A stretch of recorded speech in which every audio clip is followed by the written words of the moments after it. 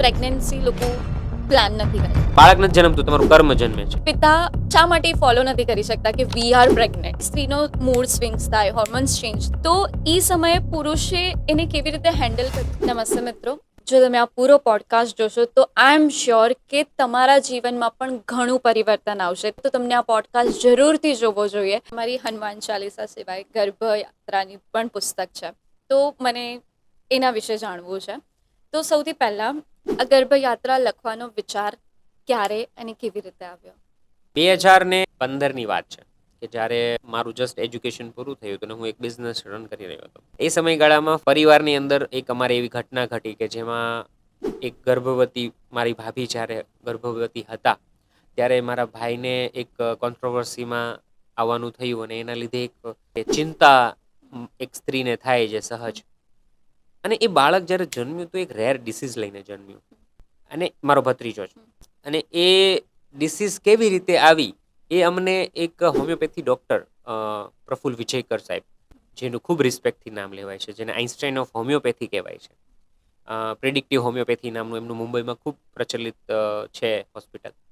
તો એમણે સરે સમજાવ્યું કે આ બાળક ગર્ભમાં હતું ત્યારે આ પ્રકારની ચિંતાના કારણે લેફ્ટ બ્રેઇનમાં, રાઇટ બ્રેઇનમાં માતા આવું વિચારે છે એના, જેની અસર લેફ્ટ બ્રેઇનમાં બાળકને થાય છે અને બ્લડ ક્લોટ થાય છે. તો એક રેર ડિસીઝ હિમેન્જો એન્ડોથેલિયોમા આ ડિસીઝનું નામ છે, કે જે નથી કેન્સર કે કોઈ એવી ડિસીઝ છે જેમાં એને બ્લડ ક્લોટ થાય છે, દેટ્સ ઇટ.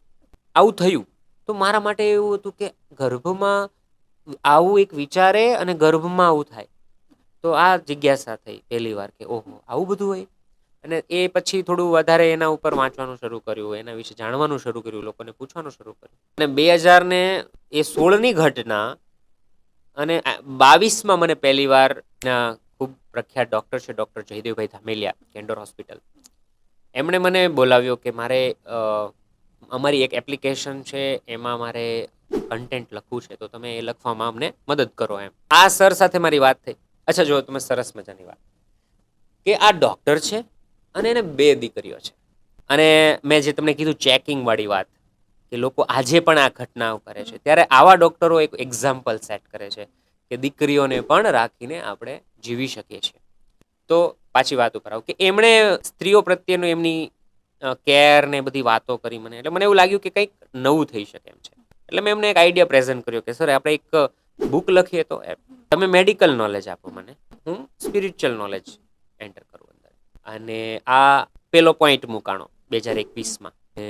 પછી અમે સર એગ્રી થયા, એટલે પછી બીજા એક વ્યક્તિ છે એમની સાથે મેં જોડાણો કે આપણે સાથે મળીને કંઈક એવું લખાણ કરીએ કે જેથી કંઈક યુનિક વસ્તુ આપણે લોકોને પીરસી શકીએ. એટલે અમે સાથે મળીને પુસ્તક ક્રિએટ કર્યું, મેડિકલ અને સ્પિરિચ્યુઆલિટીને ભેગું કર્યું અને લોન્ચ થયું 2022માં. લોકોએ બહુ સરસ સ્વીકારી લીધું, કેમ કે અમને, હું તો હજી એવું માનું છું કે આ પુસ્તકમાં કશું જ નથી. ગર્ભયાત્રા મારી દ્રષ્ટિએ કશું જ નથી. તમે ભગવદ્ ગીતા વાંચો, તમે રામાયણ વાંચો, તમે મહાભારત વાંચો, ભાગવત વાંચો, એ પહેલાં વાંચો. પણ તમે કહ્યું એમ કે એના સફેદ પત્તા અને કાળી લીટી ગમતી નથી કોઈને. અમે પ્રયત્ન એવો કર્યો કે પહેલાં તો નથી ગમતું તો એને ગમાડીએ એવું બનાવીએ, એટલે એને કલરફુલ બનાવ્યું. વાત એ જ પણ થોડી ટૂંકાણમાં લખવાની કોશિશ કરી. એમાં વીક વાઇઝ ડિફાઇન કર્યું. એમાં અગેન એક્ટિવિટીઝને લડ્ડુ કહ્યા અમે, કે આપણે લડ્ડુ મોઢા માટે ખાઈએ, ગમે સ્વીટ ગમે આપણા શરીરને, તો મનનો લડ્ડુ શું? તો અમે વીક વાઇઝ લડ્ડુ બનાવ્યા. લડ્ડુ ઇઝ એન એક્ટિવિટી કે જે માતાઓ, ગર્ભવતી માતાઓ કરી શકે વીક વાઇઝ. નાનો એક્ટિવિટીઝ લાઈક તમારે પૈસા થોડાક કેવી રીતે સેવ કરવા, એ પછી સેવ કરેલા પૈસાને પછી નેક્સ્ટ સ્ટેપમાં શું કરવું, પછી એક તુલસીનો ક્યારો બનાવવાનો છે પણ સીધો તૈયાર નથી લાવવાનો, એની માંજરમાંથી તમારે એક તુલસી ઉગાડવાના છે અને ઉગશે ત્યારે શું થશે, કેમ કે એ જ્યારે એક્સપિરિયન્સ કરશો ને ત્યારે જ ખબર પડશે. તો આ રીતે એક કન્સેપ્ચ્યુઅલાઇઝ થયું અને અમે 251 ગર્ભવતી માતાઓના હસ્તે આ પુસ્તક લોન્ચ કરાવડાવ્યું.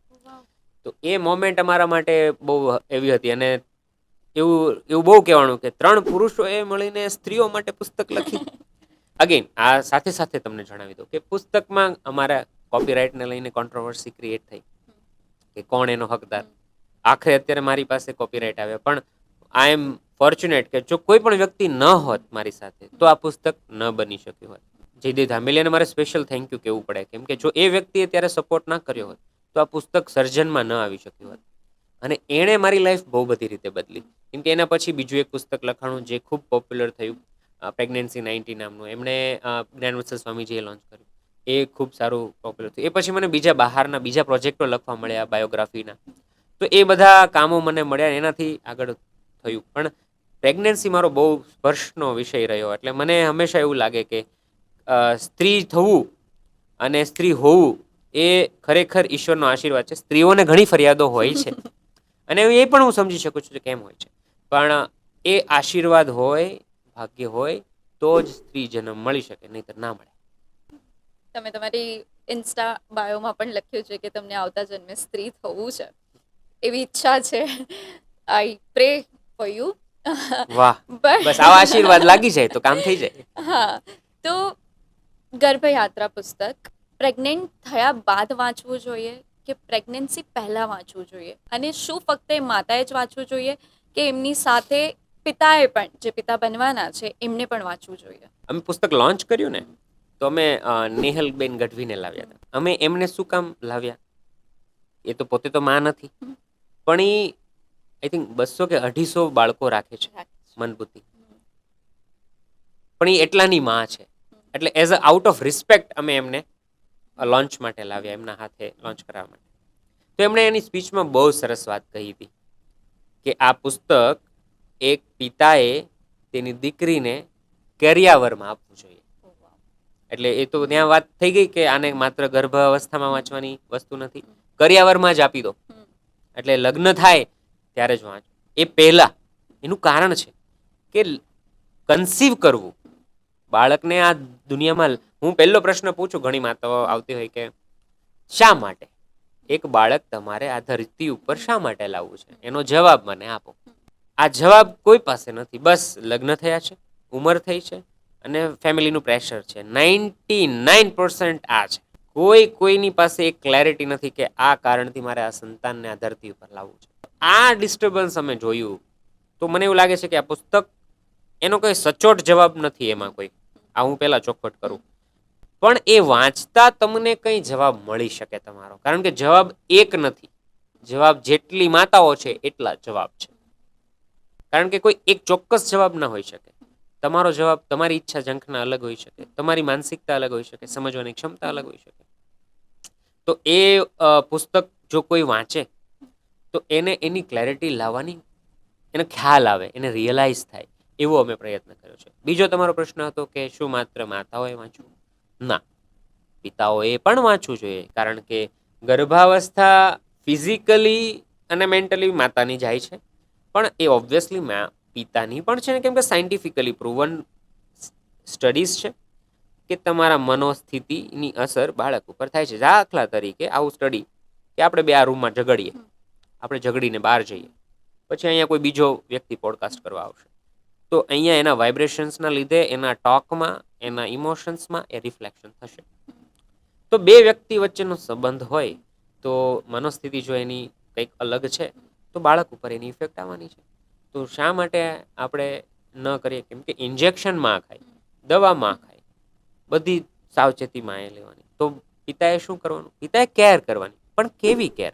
શું કામ? શું થાય છે ગર્ભાવસ્થામાં? કેમ મનોસ્થિતિ એની બદલાય છે? કેમ અચાનક ગુસ્સો આવે છે? કેમ અચાનક એના ટેસ્ટ ફરી જાય છે? કેમ અચાનક આવું બિહેવ કરે છે? જો એ જ અગાઉથી હું તમને કહું બેન કે અત્યારે વરસાદ છે તો તમે રેનકોટ લઈને જજો, આવું હું તમને અગાઉ કહી દઉં, તમે રેનકોટ લઈને જશો ને?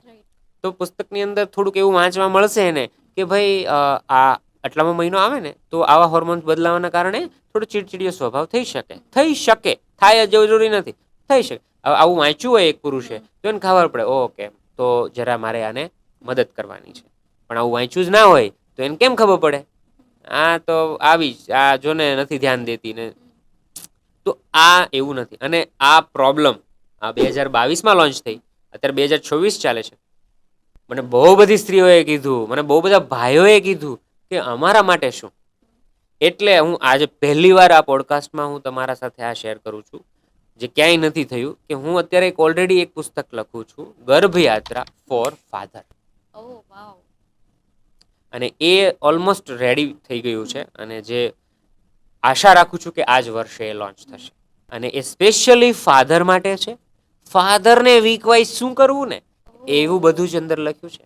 કારણ કે ઘણા પુરુષો એવા છે જેને કંઈક મદદ કરવી છે. અને ઘણી માતાઓ એવી છે કે ભાઈ મારે પુરુષને શું કહેવું અથવા શું કરાવવું જોઈએ. તો મને એવું લાગે છે કે આની બહુ જ જરૂર છે. એટલે ગર્ભયાત્રા તો છે જ મારી પુસ્તક અને મધર્સ તો ખૂબ લઈ જ રહ્યા છે. અને ફોર્ચ્યુનેટલી અત્યારે એ ટોપ 3માં છે ઇન્ડિયાની અંદર એ પુસ્તક. હવે તો 5 ભાષાઓમાં થઈ ગયું છે, કેમ કે બંગાળી અને મરાઠી પણ એડ થઈ ગયું એની અંદર. હિન્દી, ઇંગ્લિશ, ગુજરાતી તો છે જ. એટલે હવે મને એવું લાગે છે કે મારે ફાધર્સ માટે, કેમ કે એ પ્રેગ્નન્સી માત્ર મેં બુકની અંદર એમાં લખ્યું છે કે ફોરેનમાં એવું કહેવાય છે કે જ્યારે સ્ત્રી પ્રેગ્નન્ટ છે ને તો એ એવું બોલે કે we are pregnant, it's not I am pregnant. તો વી આર છે તો વાય, તો ફાધર પણ પ્રેગ્નન્ટ જ છે, પણ હાઉ એ સપોર્ટ કરી શકે બેટર વેથી. તો આ પુસ્તક એમને એમાં બહુ મદદ કરશે, જે આ વર્ષે લોન્ચ થશે, ગર્ભયાત્રા ફોર ફાધર. તમે અહીંયા બહુ મસ્ત વાત કરી કે we are pregnant out of ઇન્ડિયાનું છે, રાઈટ? બટ એ કલ્ચર ઇન્ડિયામાં આવી રહ્યું છે હવે. લોકો સ્ટેટસ પર ને એવી રીતે નાખે છે કે વી આર પ્રેગ્નન્ટ, બટ એ 24 કલાક જે સ્ટેટસ જાય છે વી આર પ્રેગ્નન્ટ, બટ એ થ્રુ આઉટ 9 મંથ એ પિતા શા માટે ફોલો નથી કરી શકતા કે વી આર પ્રેગ્નન્ટ, તું એકલી પ્રેગ્નન્ટ નથી? કારણ કે પ્રેગ્નન્ટ સ્ત્રી થાય છે તો પુરુષ એવું સમજે છે કે મારી જવાબદારી હવે આર્થિક રીતે વધારે સ્ટેબલ થવાની છે, કે મને કમાવા પર ધ્યાન દેવું જોઈએ. તો એ લોકો સોનોગ્રાફી હોય કે ઇન્જેક્શન હોય કે કોઈ બી વસ્તુમાં હોસ્પિટલમાં જવું, બંનેને વિઝિટ કરવું જરૂરી છે. પણ પિતા નથી જઈ શકતા ડ્યુ ટુ મેની રીઝન્સ. તો અહીંયા એક પિતાની શું ફરજ બને છે? જે પુરુષ પ્રેગ્નન્ટ થવા જઈ રહ્યો છે યા કહે છે કે વી આર પ્રેગ્નન્ટ, તો એ 24 કલાક માટે નથી, એ 9 મહિના માટે છે. તો એ 9 મહિનામાં એને શું કેર કરવી જોઈએ, દુનિયાનું વિચાર્યા વગર, ફેમિલીનું વિચાર્યા વગર. અને તમે હજી એક વાત કરી કે એ એવી જ છે કે એ ઓબ્વિયસલી સ્ત્રીનો મૂડ સ્વિંગ્સ થાય, હોર્મોન્સ ચેન્જ થાય, તો એનામાં ઘણા બધા બદલાવ આવે. તો એ સમયે પુરુષે એને કેવી રીતે હેન્ડલ કરવું કે એને સમજવું જોઈએ કમ્પ્લેન કર્યા વગર? કેવું છે કા આપણે ઓર્ડર દઈએ તો આ જોઈએ, પછી એમાં ચીઝ જોઈએ, પછી એમાં આ જોઈએ, એમાં સાથે સાથે જોઈએ આવી છે. તો આવી લાઈફ તો નથી. રેસ્ટોરન્ટમાં જઈને તમે ઓર્ડર્સ કસ્ટમાઇઝડ કરાવી શકો. વ્યક્તિ વર્ષો સુધી એક મેન્ટાલિટીમાં જીવ્યું છે, એક મેન્ટાલિટીનો સમાજ છે, એક મેન્ટાલિટીનું એનું એન્વાયરમેન્ટ છે. How come it is possible કે કોઈ પુરુષ કરવા પણ ઈચ્છે ને, આવા મેં જોયા છે, એને મદદ બી કરવી છે ને તો because of friends, because of social, એ કરી પણ નથી શકતો. આવા તમે પણ જોયા હશે. તો આને કેવી રીતે? તો એ ગ્રેજ્યુઅલી જશે. જેમ ધીરે ધીરે આ સમાજ આવો બન્યો, તો એ જશે પણ ધીરે ધીરે. જેમ કોઈ વસ્તુ રાતોરાત નથી બનતી, એમ રાતોરાત જશે પણ નહીં. એટલે જે મેં તમને પેલું તમે મને આગળ ક્વેશ્ચન પૂછ્યો હતો ને કે લખે રામ અને ધ્યાન બી છે, તો હું આમાંય તમને એવું જ કહીશ કે થોડો સોફ્ટ કોર્નર રાખવાનો. કારણ કે પુરુષોનું જીવન જ એવું રહ્યું છે કે જ્યાં એને આ વિચારોની શક્યતાઓની માત્રા જ ઓછી મળી છે. એટલે એને કેમ ખબર પડે કે આવું હોય સ્ત્રી? પહેલા તો બાળકો હતા, એટલે 2 નહીં, 4, 5, 6, 10, તમે એવા આજના પરિવારો પણ જોયા છે જેને દાદાઓને 10 છોકરાઓ. એટલે એમાં ઘણું અધ્યયન એમ જ થતું હતું. હવે આજે 1-2 તો સ્ત્રી છે જ નહીં ઘરમાં, માં સિવાય કોઈ. તો એક બેન મોટી થાય તો એ કેવી રીતે મોટી થતી હોય, એને કેવા પ્રશ્નો નડતા હોય, એને કેવા કેવા સમાજને જોવું પડતું હોય, તો એને જોયું જ નથી. એક સીધી 25 વર્ષે એક સ્ત્રી ઘરમાં આવે લગ્ન થઈને, તો એને એક સ્ત્રી જોઈ છે, માં, જેની બહુ કેર કરે, એમ માગે ત્યાં હાજર કરતી હોય. તો એને ટેવ શું હોય? આપણે ઓલું હોટલમાં જઈએ તો શું ઓર્ડર કરવાની ટેવ હોય કે આ ચોક્કસ ખાઈએ છીએ તો એ જ ઓર્ડર. તો એને એવું જ થાય કે આ માની જેમ મને રાખે. હવે દીકરી કોને જોઈને આવી હોય? પિતાને. કે માગ્યું ત્યાં તો હાજર થઈ ગયું, અથવા મને કેર કરે. તો એને પતિમાં શું ઝંખના થાય કે મને કેર કરે. હવે બેયને નથી મળતું. એ ઘણી જગ્યાએ બેયને નથી મળતું. કોઈ જગ્યાએ પત્નીને કેર મળે છે તો પુરુષને એ કેર નથી મળતી. કોઈ જગ્યાએ પુરુષને મળે તો પત્નીને નથી. અલગ અલગ છે. જે જ્યાં છે ત્યાં સમાધાન જો કરવું છે તો ધીરજ એક પહેલો ગુણ જે રાખવો પડવા સિવાય કોઈ છૂટકો જ નથી. બીજું કે વી આર પ્રેગ્નન્ટની ભાવના આવી છે એ દેખાદેખીમાં આવી છે, તો એ સ્થાયી બને એના માટે સારા લોકોના સંપર્કમાં આવવું, સારું અધ્યયન કરવું એ બહુ ખૂબ જરૂરી છે. કારણ કે એના એ માધ્યમથી તો એ પરિવર્તન નથી આવવાનું, કારણ કે એમાં એવું છે નહીં. મારી પુરુષ બુકમાં લખ્યું છે કે પુરુષમાં એ બીજ જ નથી પ્રેમનું, એને સ્ત્રીએ જઈને એ બીજ રોપવું પડશે, એને શીખવાડવું પડશે, એને સમજાવવું પડશે, કારણ કે એને આજુબાજુ એવું ક્યાંય જોયું જ નથી, એને કોઈએ શીખવાડ્યું જ નથી. તો you are the main person જેને આ બધી વસ્તુ શીખવાડવી પડશે. જે સાથે વાત કરી એમાં પુરુષને એવું થાય છે કે હવે મારે જવાબદારી વધી છે તો કમાવાનું છે, તો એ ખોટું નથી. એ 4 પાયામાંનો એક મહત્વનો પાયો છે. કેમ કે ગાડીમાં જવું, સારા ડોક્ટર, સારી ફેસિલિટી અને બધી જ વસ્તુ સેફ, સિક્યોર. કેમ કે જ્યાં સુધી તમે સિક્યોર નથી, બહાર યુદ્ધ ચાલતું હોય, તો શું આપણે બે અહીંયા વાત કરી શકીએ આવી રીતે? નહીં ને. કેમ તમે એને હું આ કરી શકીએ? Because we feel secure. તો ધન એક સિક્યોરિટી આપે છે, પણ એક્સેસ એ કોઈને નથી ગમતું, પણ આપણે ભાગદોડ તો આખરે એની પાછળ જ કરીએ છીએ.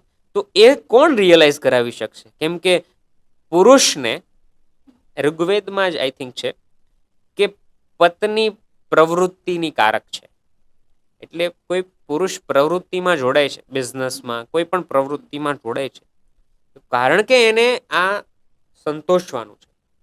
એને ઘર, એને કપડાં, ખાવાનું, એની જે જરૂરિયાત છે એ જો એ ન મળતી હોત તો તમે કેવી ફરિયાદ લઈને પપ્પાને કહેત કે મને કપડાય નથી લઈ દેતા, રહીએ છે ભાડાની જગ્યા ઉપર. આવા કેટલા આવા પ્રશ્નો લઈને બી લોકો છે.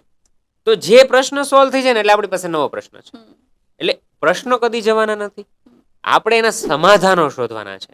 અને સમાધાન એટલે હંમેશા આપણી ઈચ્છાનું ના હોય. સમાધાન કે ને બે લોકો વચ્ચે ઘર્ષણ થાય ને પતિ પત્ની છૂટા થવાનું નક્કી કરે, પછી એક કોઈ વ્યક્તિ આવે જે સમાધાન કરાવે, જેમાં આ વ્યક્તિ પણ કંઈક જતું કરે, આ વ્યક્તિ પણ કંઈક જતું કરે, અને પછી પાછા ભેગા થાય છે આવું. તો એવી રીતે હું એવું કહીશ કે ગર્ભાવસ્થાનો સદુપયોગ કરીને એક માં અને એક પિતા બે પોતાના જીવનમાં ધરખમ પરિવર્તન લાવી શકે. કારણ કે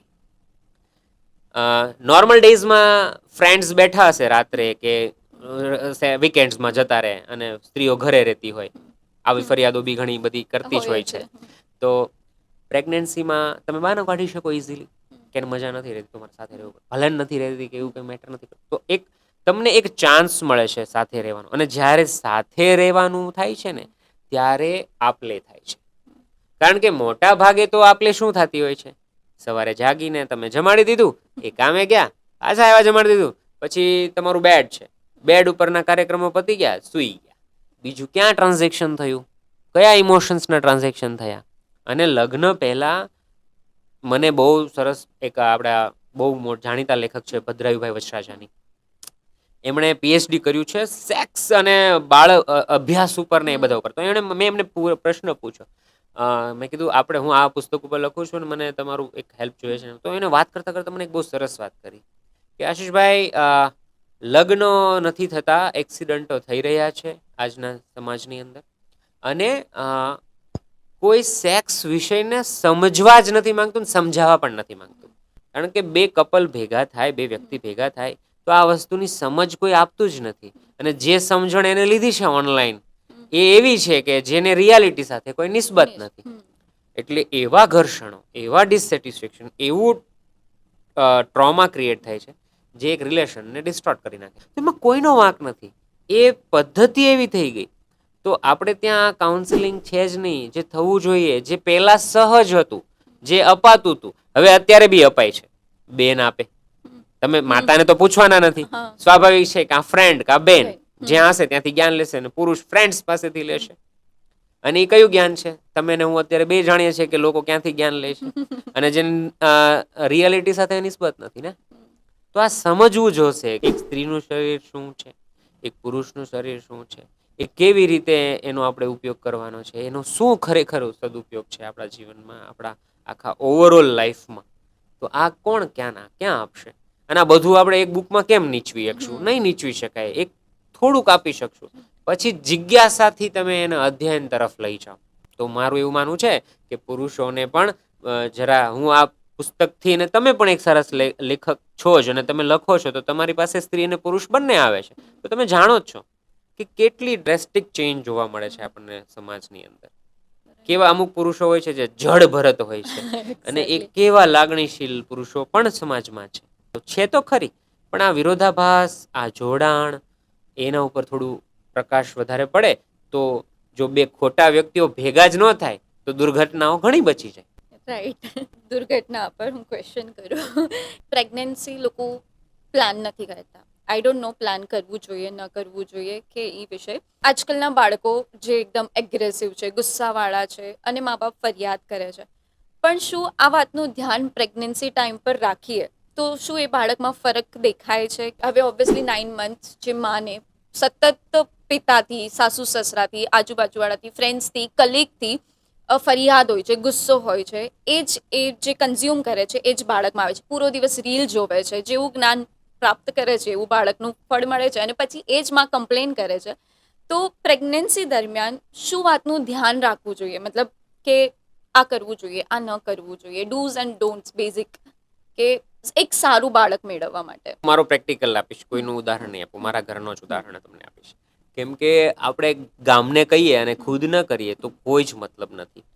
તો ઘણા લોકો છે પોતાની પ્રેગ્નન્સી જર્ની દેખાડતા હોય છે અને પછી બતાવતા હોય છે, પણ એની રિયાલિટી સાથે આપણે વિરોધાભાસ જોઈએ છે, પણ એ દુનિયાને ના ખબર હોય.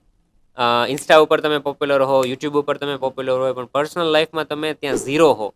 એવા ઘણા ઉદાહરણો છે કે જે અત્યારે ગર્ભ સંસ્કારના આપણે લોકો કોચ બની ગયા હોય કે એના વિશે નોલેજ પીરસતા હોય, પણ એનું ખુદનું લાઈફ એ લેવલે નથી હોતું.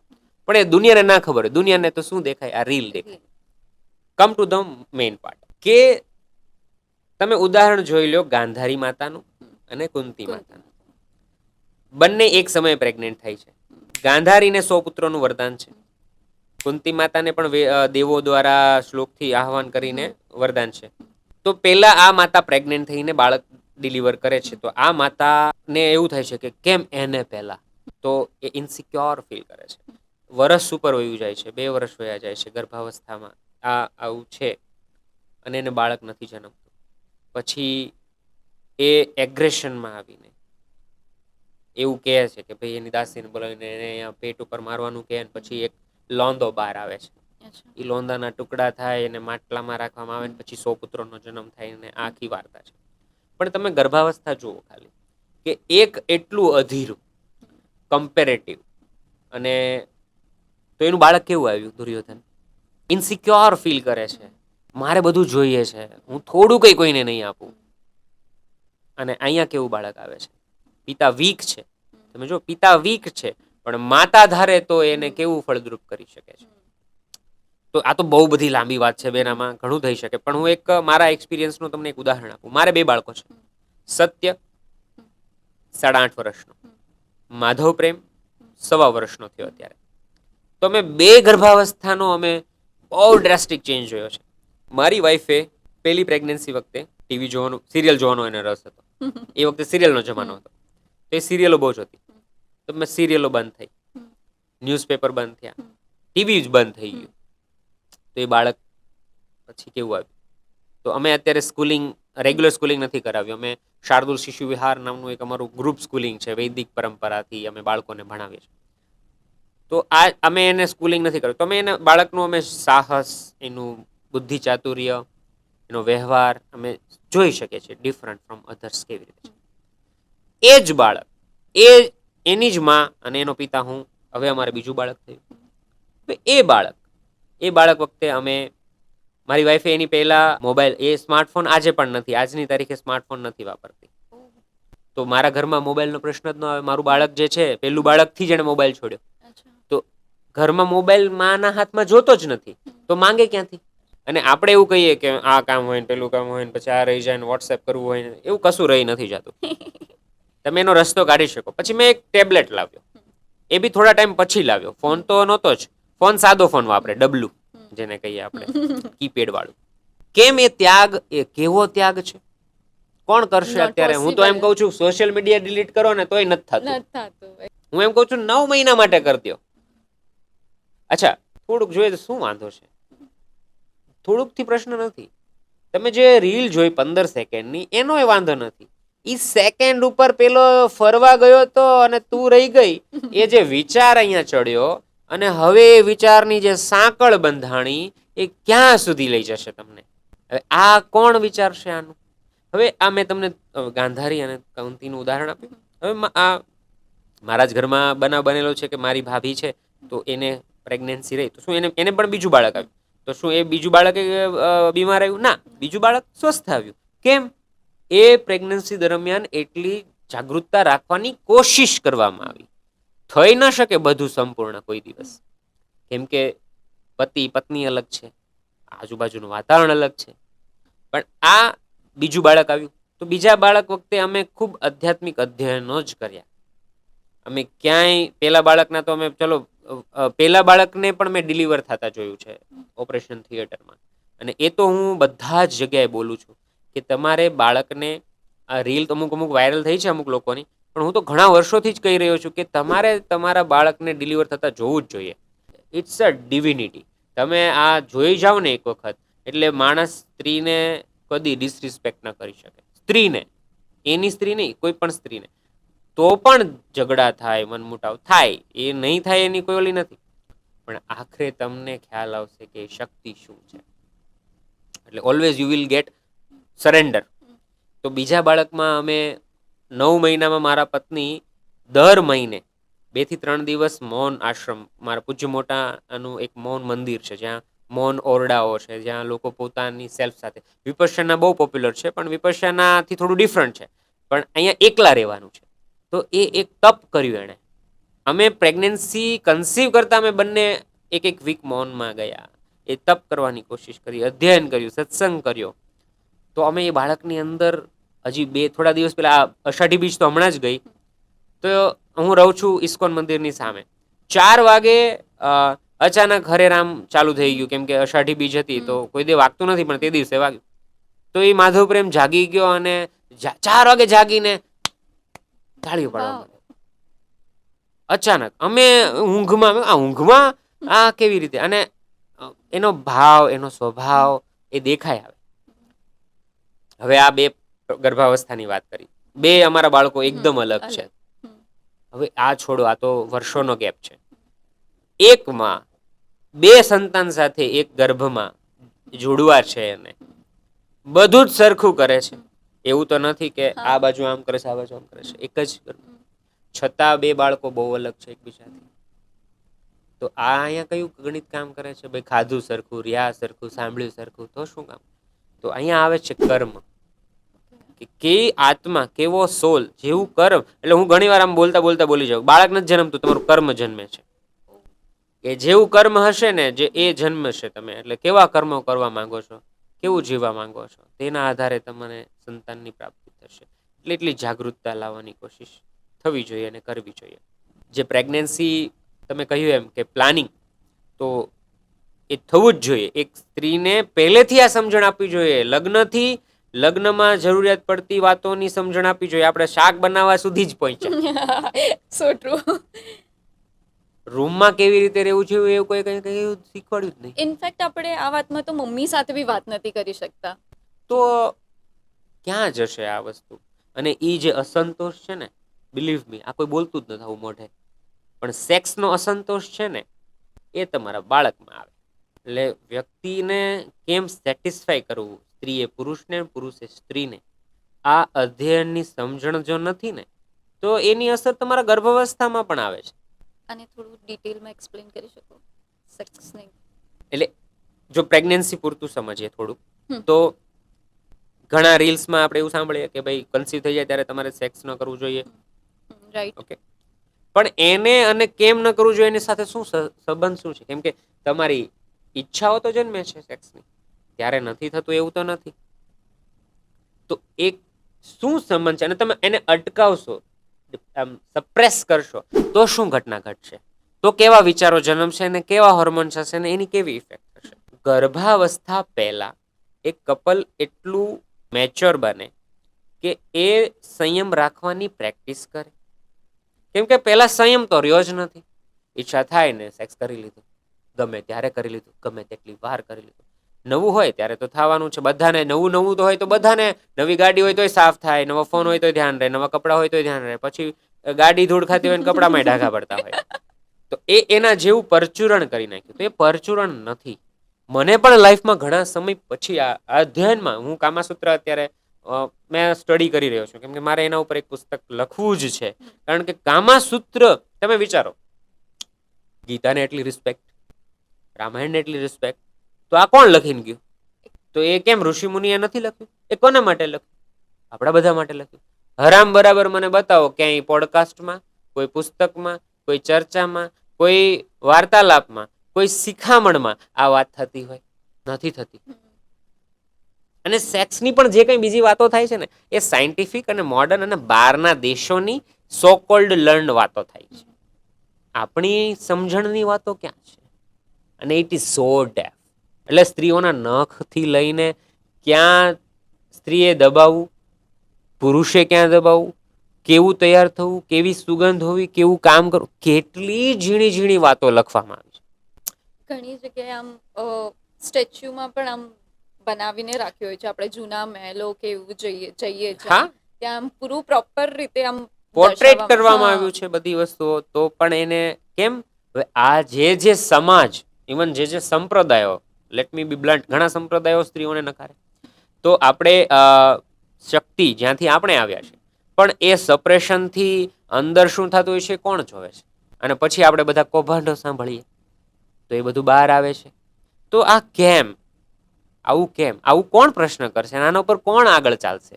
તો આ વસ્તુ મારી દ્રષ્ટિએ સમાજમાં, લોકોના સમજણમાં લાવવી જોઈએ. એના વિશે વધારે ડેપ્થમાં વાતો થવી જોઈએ. કારણ કે તમે એ કામાસૂત્ર વાંચવાનું શરૂ કરો તો કેવા લોકોએ જોડાવવું જોઈએ ને એને સમજણ છે. એટલે જ મેં તમને કીધું 2 એક્સિડન્ટ બચી જાય. એ તમને એમ લાગે છે કે આ મારા જેવું છે અથવા મારે પરણવા જેવું પાત્ર છે, પણ હવે તો ડીલ થાય છે. રાઈટ. આ લુક્સની ડીલ થાય છે. કેમ કે પ્રેમમાં પડવું તો પહેલું તો આકર્ષણ જ છે ને, ચહેરો દેખાય છે અને સ્વાભાવિક છે, એ સહજ પ્રકૃતિ છે. પણ ત્યાંથી આગળ વધવાનું છે, ત્યાંથી વ્યક્તિના સ્વભાવને સમજવાનો છે. એ કેવી રીતે સમજાય, શું જોવાય, કેટલું જતું કરાય, કેટલું તમારે જોવાય, આ બધી વસ્તુ એમાં કેવી સ્ત્રીઓને ન, સ્ત્રીઓનો મતલબ માત્ર સ્ત્રીઓથી નથી લાગુ પડતો, પણ કેવા વ્યક્તિઓને ન પરણવું. કેમ આપણે એવું કહીએ કે આ કુળની પરંપરા આવી અથવા ગોત્રની પરંપરા આવી? કેમ? આ બધી વસ્તુઓ સાથે શું જોડાયેલું છે? ઘણા અધ્યયનો આપણે બધા ગઢા થઈ જશું ને ત્યારે ઘણા અધ્યયનો આવશે કે જે સાબિત કરશે કે કેમ આવી રીતે પરણવું જોઈતું તું, અને કેમ આવી રીતે થવાથી આપણા જીવનો ડિસ્ટર્બ થાય છે. એટલે જો 2 વ્યક્તિ સુખી ને, તો હું તો કહું તો દેશ સુખી થાય. પણ જો 2 વ્યક્તિ ડિસ્ટર્બ ને, એટલે પછી આખો દેશ ડિસ્ટર્બ થાય. કેમ કે એ ફેમિલી ડિસ્ટર્બ થાય, એ સમાજ ડિસ્ટર્બ થાય, એ રાજ્ય, એ જિલ્લો ડિસ્ટર્બ થાય. કેમ કે જ્યાં એ વસ્તુ નથી, અને આપણે આ ફોરેનના કલ્ચરને, સ્વચ્છંદતાને આપણે સ્વીકારીએ છીએ, એના કપડાઓને સ્વીકારીએ છીએ, પણ આપણી સમજણ આપણે છૂટતી જાય છે. તો એ પણ એક પ્રોબ્લેમ ને પ્રશ્ન છે. સ્વતંત્રતાને કપડા સુધી લાવ્યા, વાત કોણ કરશે? સમજણ કોણ આપશે?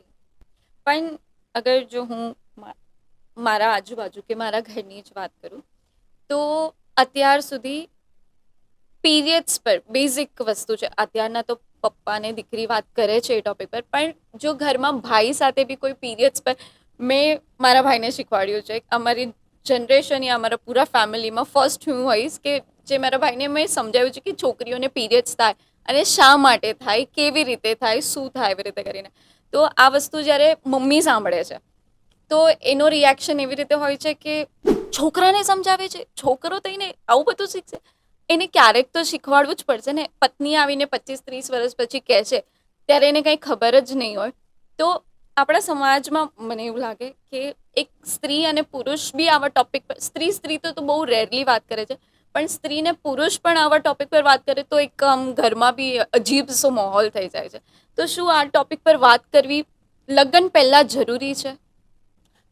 મને તો નહોતી જ ખબર. જો આ હું મારો અનુભવ કહું છું કે આપણે ખાલી આમ સાંભળ્યું હોય, પણ આપણને ખબર ન હોય કે ખરેખર શું થાય છે. આ પત્ની આવ્યા જીવનમાં તો એને સમજાયું આવું હોય, આવું થાય. પછી જોયું, અને પછી આપણાથી ભૂલાય છે કે આ પીરિયડ્સમાં આનો મગજ બાટલો કેમ ફાટી ગયો, શું થયું આપણાથી. આપણે સહજની જેમ જ જીવતા હોય, પણ ત્યારે પછી મને ખ્યાલ આવ્યો કે આવી રીતે થાય ને ત્યારે થાક વધારે લાગે. હવે તમે 2 બાચ્ચાઓની માં હો, તમે એને ધવડાવતા હો, તમે પેરેલલ પીરિયડ્સમાંય થતા હો અને ઘરનું કામેય કરતા હો, તો એ તમે કેવા એક્ઝોસ્ટ થતા હો. પણ આ સમજણ ના હોય, મને દેખાણું તો મને ખ્યાલ આવે. હા, પહેલાં એવો સમાજ નહોતો કે પહેલાં એવી વ્યવસ્થા નહોતી કે એવું શીખવાડવામાં નહોતું આવતું.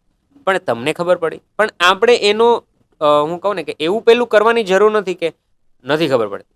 નથી પડતી એ એક સમય હતો. પણ હવે આપણે તો બદલી શકીએ અને એવો વિરોધ આવવાનો છે. કેમ આવવાનો છે? કેમ કે એણે એવું જોયું છે. એ બધા એ લાઈફમાં રહ્યા છે. તો એને ન કહેવું યોગ્ય લાગે છે.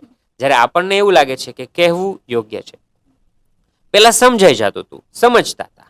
હવે સમજણનો માત્રા પણ બધાની અલગ અલગ થઈ ગઈ છે. તો એ કિસ્સામાં આપણે હું એવું કહીશ કે એની સમજણ જો આપવામાં આવે યોગ્ય રીતે તો એ સારી વાત છે. સમજાશે તો સામેવાળાને ખ્યાલ આવશે કે મારે અત્યારે આવું બિહેવ કરવું. મેં મારી ઓફિસમાં એવો અમે રૂલ રાખ્યો છે સ્પેસિફિકલી. મેં અમારે ઓફિસમાં આવતી દરેક બહેનોને હું ઇન્ટરવ્યૂ વખતે અમે ક્લીન કરી દઈએ. તમે પીરિયડ્સમાં હો અને તમારે ન આવવું હોય તો તમને છૂટ છે. તમારો ડે નહીં કપાય. તમને છૂટ છે તમારે ન આવવું હોય તો. અને તમને પૂછશું નહીં. તમારે કહી દેવાનું ક્લિયરમાં કે અમે પીરિયડમાં છીએ. તો કંઈ કામ કરો. દુનિયાને એવું સાબિત ન કરો કે તમે વીક છો. ઠીક છે, એક્ઝેક્ટલી. પણ તમને નથી કરવું તો તમને છૂટ આપું છું. આવું હું આટલા ટાઈમથી કામ કરું છું. મેં ક્યાંય આવી પોલિસી નથી સાંભળી. મેં શું કામ રાખી? કેમ કે મેં જોયું કે એક્ઝોસ્ટ થઈ જવાય છે. થાક લાગે છે. તમારામાંથી હમણાં લોહી કાઢી નાખવું તો હમણાં ચક્કર નથી આવતા તમને? આવે છે. તો પછી એને લોહી લોસ થાય છે એનો. તો એને પણ પ્રશ્ન થાય છે. પણ એવું નથી.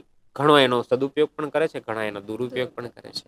પણ આપણે સહજ જો વિચારીએ કે આની અંદર આ નોલેજ પાસ ઓન થવું જોઈએ તો તમે યોગ્ય કર્યું. તમે એ નોલેજ આપ્યું તો એ છોકરાને કાલ ખબર પડશે કે આવું હોય. પહેલાં એમને પૂછી લેતા, આજ તું કાંઈ બરાબર નથી લાગતી. હવે તેથી એને પીરિયડ હોય પણ એ કાંઈ બોલી ના શકે કે મને તો આજે હું પીરિયડમાં છું એમ. અને હું આવું કરતો, મેં આવી ભૂલો કરી. આપણને આજે કેમ તું આમાં લાગે છે? તો ત્યારે એવું કહે નહીં, મજા નથી આવતી. હવે આપણને ખબર પડી મજા નથી એ શું છે. શું છે? તો fine, take it common, period. ભૂખ લાગે છે નથી બોલતા ભૂખ લાગી છે.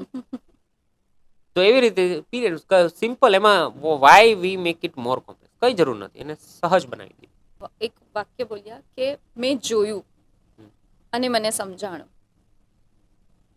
પ્રેગ્નન્સી દરમિયાન બધા બચ્ચાની કેર કરે છે, માની કેર કરે છે, પણ એની પાછળનો મોટો એ જ હોય છે કે બચ્ચાની કેર થવી જોઈએ, બચ્ચું સરખી રીતે બહાર નીકળવું જોઈએ, રાઈટ? પણ પ્રેગ્નન્સી બાદ, બચ્ચું બહાર આવ્યા બાદ છોકરીઓ બહુ વધારે, મતલબ જે નાની ઉંમરમાં જે થઈ જતી હોય પ્રેગ્નન્ટ, એ બચ્ચાની માં બની જતી હોય છે ત્યારે એને બહુ મેન્ટલી, બીટ કોઈ બી એજમાં હોય સ્ત્રી, પણ એને બહુ મેન્ટલી એ એકલી થઈ જાય છે. જ્યારે બચ્ચું બહાર આવી જાય છે તો બધાનું અટેન્શન બેબી પર હોય છે, કોઈનું અટેન્શન માં પર નથી હોતું કે માં પર શું વીતે છે. તો એ ટાઈમ પર એક પાર્ટનર તરીકે આપણે શું કરવું જોઈએ, યા એક સ્ત્રી તરીકે એ પીરિયડમાંથી કેવી રીતે બહાર નીકળવું જોઈએ? કારણ કે મેં મારી આજુબાજુ ઘણી એવી સ્ત્રીને જોઈ છે જે રડતી હોય, જેને ન સમજાતું હોય કે હું શું કરું, મારી લાઈફ અટકી ગઈ છે, મને કંઈ ફીલ નથી થતું. બધાનું ધ્યાન બેબી પ્રત્યે હોય છે, બધી કેર, અટેન્શન બધું બેબી પર હોય છે. તો પણ એક મમ્મીને યા એક સાસુ તરીકે, એક પતિ તરીકે, એક સ્ત્રી તરીકે પોતે જ પોતાને કેવી રીતે આ પીરિયડમાંથી બહાર નીકાળવું જોઈએ યા કેવી રીતે મોટિવેટ રાખવું જોઈએ? અઘરો ક્વેશ્ચન પૂછી લીધો તમે. મારા ઓબ્ઝર્વેશન અને અનુભવ મુજબ સ્ત્રી એક વીર્યનું નાનું એવું ટીપું, માઇક્રોન માંથી એક અવળું બચ્ચું જન્માવી શકે. એ આખા ઘરને સાચવી શકે. તો એ શું ખુદને ન સાચવી શકે? એ સાચવી જ શકે. એટલી તાકાત એનામાં છે જ. 2 વાત કરીશ. એટલે હું પહેલાં તો સશક્ત બનવું પોતે, કોઈની ડિપેન્ડન્સી ન રાખવી. કારણ કે તમે જે સંતાન જેને જન્મ આપ્યો છે ને એને તમારી જરૂર છે. તમે જે ભાવમાં જીવો છો ને એ ભાવથી એ ધાવે છે. એટલે જે એને ગુસ્સો છે, જે એને અકળામણ છે, એ જ ધવાઈ રહ્યું છે, આવું પાક્કું માનજો. કારણ કે ધાવણ ઉપરના રિસર્ચોમાં કેટલા રિસર્ચો તો કે ભાઈ તમારે ટ્વિન્સમાં એક દીકરો ને એક દીકરી જન્મી હોય ને તો બ્રેસ્ટમાં પણ મિલ્ક બાય 2 અલગ અલગ આવે. એક બ્રેસ્ટનું મિલ્ક ક્વોલિટી અલગ હોય, બીજા બ્રેસ્ટની મિલ્ક ક્વોલિટી અલગ હોય. તો એ હદ સુધીના જો ડિફરન્સ બોડી કરતું હોય, એ જે મનોસ્થિતિ છે અને એને આયુર્વેદ જો આ વાંધો જ ના છે કે આપણે મૂળ ભૂલી ગયા. અમે હા પહેલી પ્રેગ્નન્સીમાં અમે એલોપેથી દવાઓ કરી, બધા રસીકરણ કર્યા. બીજી પ્રેગ્નન્સીમાં અમે સિંગલ એલોપેથી દવા નથી લીધી, 100% Ayurveda, no vaccination, not a single vaccination. મારું બાળક અત્યારે 1.5 વર્ષનું થયું, મેં કોઈ વેક્સિનેશન નથી અપાવ્યું. અમે પ્યોર આયુર્વેદ ફોલો કર્યું છે અને નોર્મલ ડિલિવરી છે. અને મારી વાઈફની એજ કેટલી થઈ અત્યારે? મારી 35 વર્ષે અઝ્યુમ કરો કે એ સ્ત્રીએ 35 વર્ષે એવું સંતાન જન્મ્યું જે નોર્મલ ડિલિવર થઈ શક્યું. 35 નહીં 34, સોરી, નહીં તો પણ ખીજાશે. ચલો છોડો, એજ છોડી દો. પણ કહેવાનો મિનિંગ કે એના 30sમાં એણે નોર્મલ ડિલિવરી કરી. કેવી રીતે પોસિબલ થયું? આયુર્વેદ શરૂ કરો ને એટલે પહેલું તમારું આહાર બદલે. અને આપણી પ્રોબ્લેમ શરૂઆત ત્યાંથી થઈ છે. આહારમાં જ આપણે ખોટા ટાઈમે ખોટું ખાવું એ આપણો પ્રકૃતિને વિસ્ફોટ કરે છે અને એ આપણા સ્વભાવમાં વિસ્ફોટ કરે છે. અને જ્યારે આહાર બદલાય છે એટલે તમારું બધું જ બદલાય છે. અને મેં મારા આંખ સામે બધું જોયું, કેમ કે મારા ઘરમાં જ 2 પ્રેક્ટિકલ, કોઈકની સ્ત્રી ઉપર તો મારે થશે નહીં, મારા ઘરમાં હું જે થઈ શકે એ કરી શકું. એટલે મેં બેયને ઓબ્ઝર્વ કર્યું છે થોરલી કે કેટલો ચેન્જ આવે છે એની અંદર. તો એ વસ્તુ બદલાતા મેં જોઈ. એટલે એમાં આયુર્વેદની અંદર કહેવામાં સુતિકા પરિચર્યા કહેવામાં આવે કે જે બાળક ગર્ભાવસ્થા પછી તમારે એનું ધ્યાન રાખવું ને આખરે તમે આહારમાં બદલાવ કરો ને, આહાર અન્ન એવું મન કહેવામાં આવે. દીપિકા મારી વાઈફે પ્રેગ્નન્સીમાં નથી ખાધા અત્યાર સુધીના સબ્જીઓ જ ખાધા. એને ડૉક્ટરે કીધું કે તમારે વેલા ઉપર જે થાય ને એ જ ખાવાના છે, બીજું કંઈ ખાવાનું જ નથી. અને ઘીમાં વઘારવાનું છે. જે એને નથી ભાવતું, નથી ખાતી, નહોતું ખાધું, પણ ધરાહાર નહીં, સ્વીકાર. એણે સ્વીકાર્યો, એણે આહાર વળ્યો, તો એનો સ્વભાવમાં મેં બદલાવ જોયો, એના સ્વીકારમાં મેં બદલાવ જોયો. એટલે સ્વાભાવિક એનું રિઝલ્ટ એને મળવાનું છે, જેને મળ્યું. એટલે જે તમે કહો છો ને કે જે આફ્ટર બર્થ આ પ્રશ્નો જન્મે છે, ચલો હું જાણું છું એટલે હું કેર કરું છું, મારા ઘરમાં એ સમજણ છે તો એની કેર કરે છે, પણ સમાજમાં મોટા ભાગે અથવા આવા પ્રશ્નો જોઈએ. એટલે હવે હું બીજી વાત કરું. પહેલી વાત મેં કરી દીધી કે માએ ખુદે સશક્ત થવું અને રહેવું, ડિપેન્ડન્ટ. હવે વાત કરીએ કે જે ધ્યાન નથી અપાતું. એટલે એ સૌથી મોટી પ્રોબ્લેમ છે.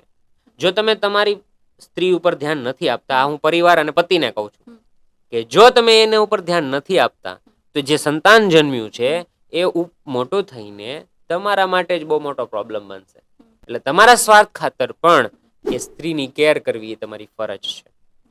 કારણ કે એ સમયમાં એ જે પીડામાંથી પસાર થાય છે, એ જે ભાવથી પસાર થાય છે. અમે મિસ પણ કર્યું છે બાળક. અમારું એક બીજું બાળક થયું એના પહેલાં પણ એક અમારે મિસ થયું. તો એ મિસની સ્થિતિ મેં જોઈ. એ સ્થિતિને વર્ષ સુધી મારે ક્લિયર, કેમ કે મનોસ્થિતિ કંઈ જતી થોડી રહેવાની છે.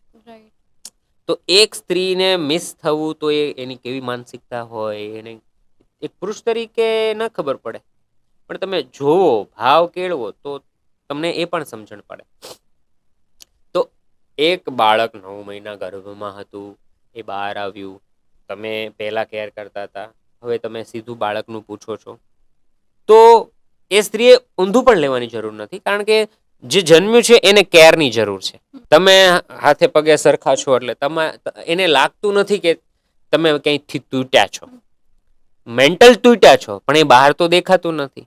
તો એ સમયે એની કેર કરવી.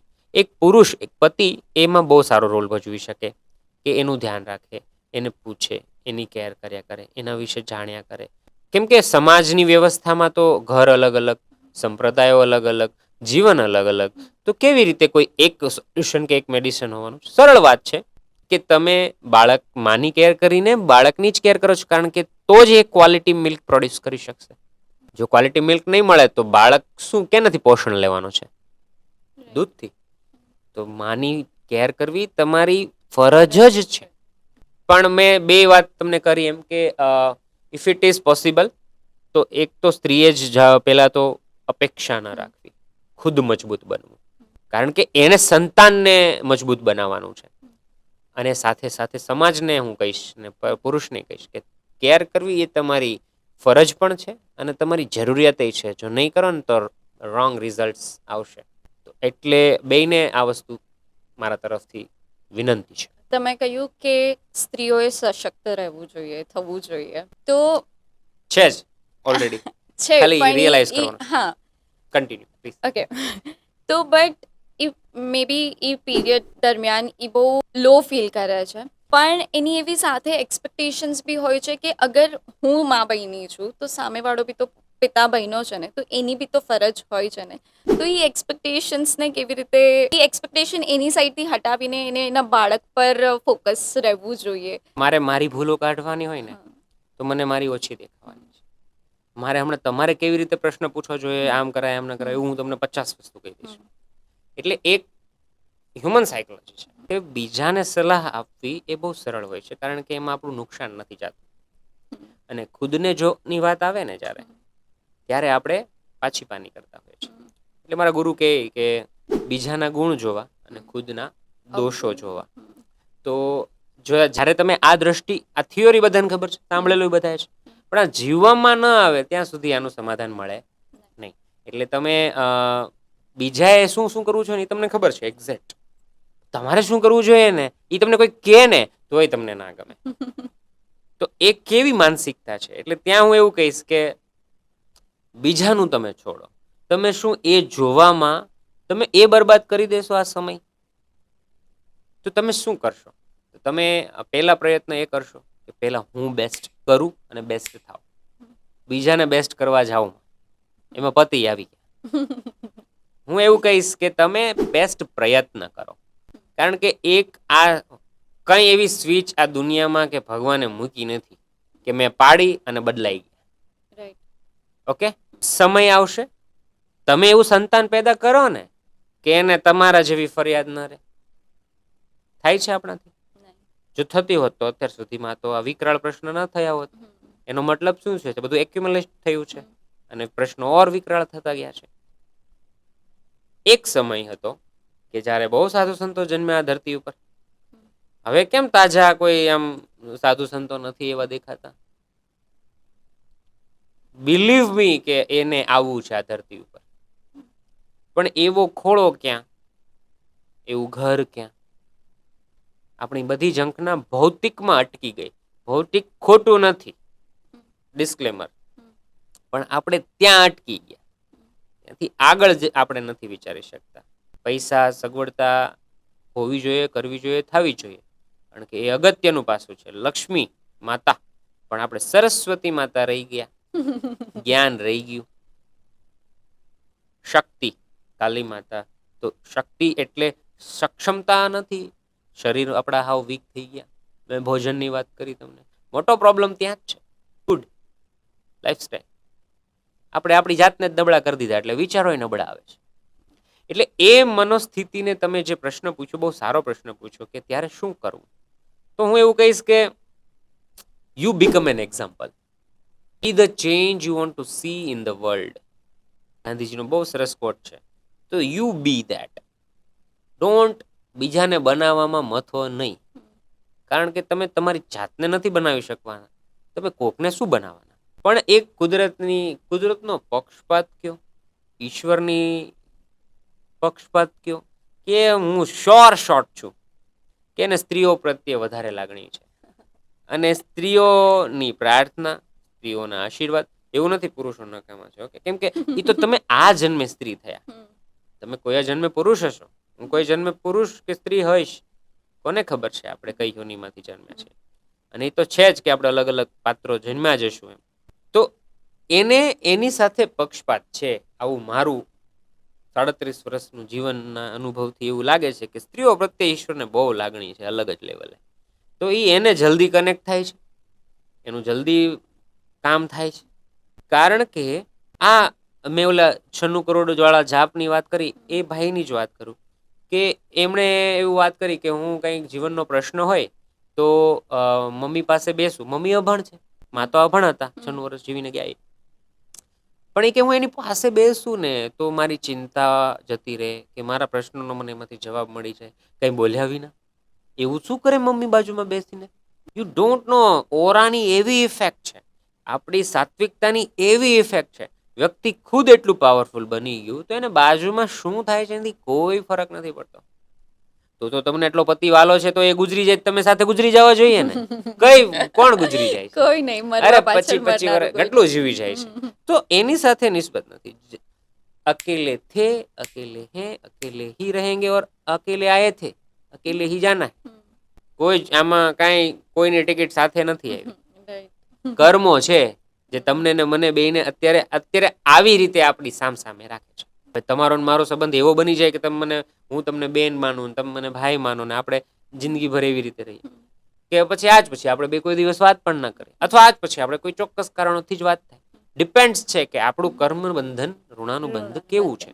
તો તમારો જે પ્રશ્ન હતો એમાં હું એવું કહીશ કે આઈ થિંક અપેક્ષાઓ ઓછી રાખીને ખુદને એટલા મજબૂત બનાવીએ, આપણે ખુદને એટલા સશક્ત બનાવીએ, કારણ કે આ જે સંતાન છે એ પાછું આવીને એવી જ કોઈ ફરિયાદમાં ફસાઈ જશે.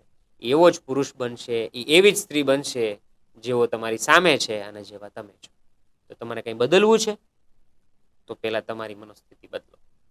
એ બદલાશે તો રિઝલ્ટ બને. નહીંતર આ ચક્ર છે ચાલ્યા જ કરશે, પાછા એ ચક્રમાં ફેર્યા કરશું આપણે બધા.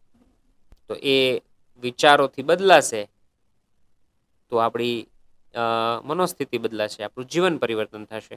પણ આ એક છેલ્લી વાત કે આ ગર્ભાવસ્થા, પ્રેગ્નન્સી એવી જર્ની છે, જો એક માં ધારે અને એક પિતા સાથે જો આ સાથે ધારે તો એક ધરખમ પરિવર્તન પોતાના જીવનમાં, આનંદમાં એ લાવી શકે થ્રુ પ્રેગ્નન્સી. હરિઓમ તત્સત. Thank you. આજના પોડકાસ્ટના ગેસ્ટ હતા આશીષ ભાલાની. આઈ હોપ તમને આ વિડીયો ગમ્યો હોય. અત્યાર સુધી પોડકાસ્ટ જોઈને તમે કંઈક નવું શીખ્યા હોય, જાણ્યા હોય તો આ ચેનલને, હિના ટીલ્સ ચેનલને લાઇક, શેર, સબસ્ક્રાઇબ કરવાનું ભૂલતા નહીં. અને મળીએ આવતા જ એક નવા પોડકાસ્ટમાં. ત્યાં સુધી જશે.